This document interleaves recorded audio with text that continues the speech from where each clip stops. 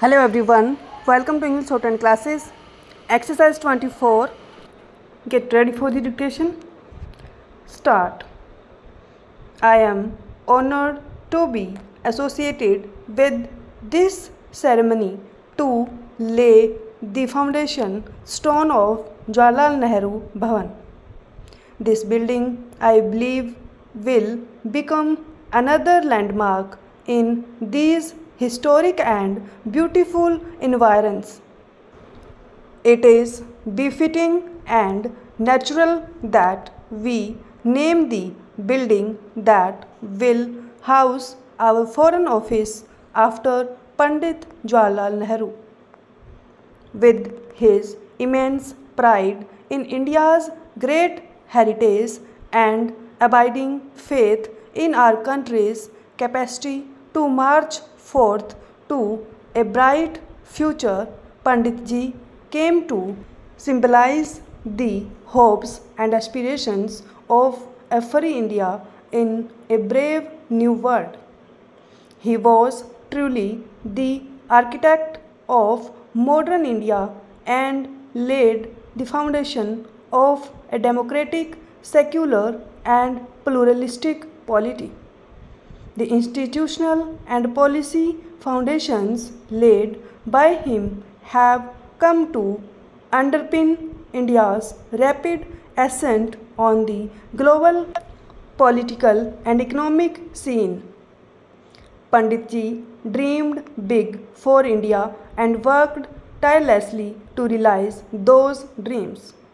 His leadership of India and his boundless love for India and its people, however, did not confine him within the frontiers of our country. His gigantic personality and the breadth of his vision had a far bigger canvas. He was the architect of Free India's foreign policy. Within 6 days of his taking the reins of the interim government in September 1946, he placed in the course of a radio broadcast that India would work for one world in which there was free cooperation of free peoples and no class or group exploited another. Addressing the Constituent Assembly on the night of August 14, 1947, when his thoughts were focused predominantly on India and her future, Pandit ji's commitment to humanity at large came out clearly when he said that his dreams are not just for India, but they are also for the world as a whole. All the nations and peoples are too closely knit together today for any one of them to imagine that it can live apart. He went on to add, peace has been said to be indivisible, so is freedom, so is prosperity now, and so also is disaster in this one world that can no longer be split into isolated fragments. This thought state movingly the impulse that drives our work. No better vision for the world has been conceived till today. Pandit ji's great quality was that his idealism and vision were rooted in the hard and often harsh reality of an unequal world. He recognized the new democratic India. Along with all the great leaders of our freedom struggle, Pandit ji also saw an intrinsic link between our foreign policy and the economic aspirations of our people. A free India had to also be a prosperous India. This vision has informed our foreign policy and must continue to do so.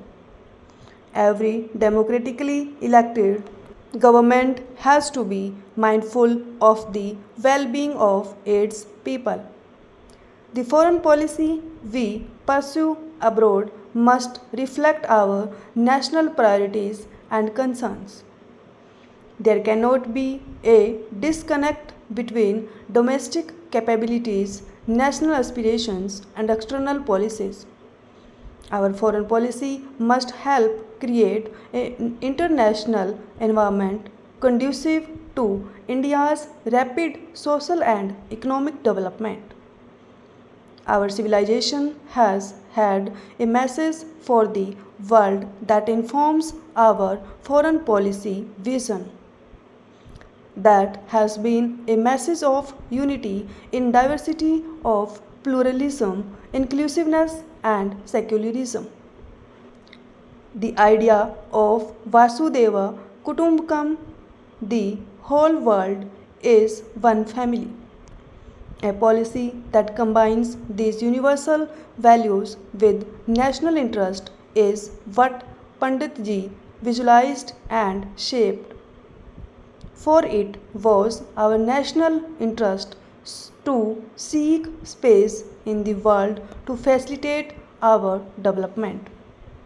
But our nationalism was not based on narrow chauvinism or aggressive militarism.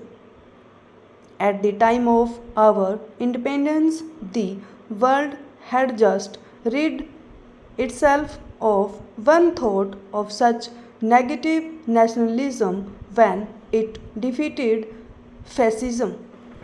Our nationalism was elevated by larger universal principles as well as an abiding commitment to the well-being of our people.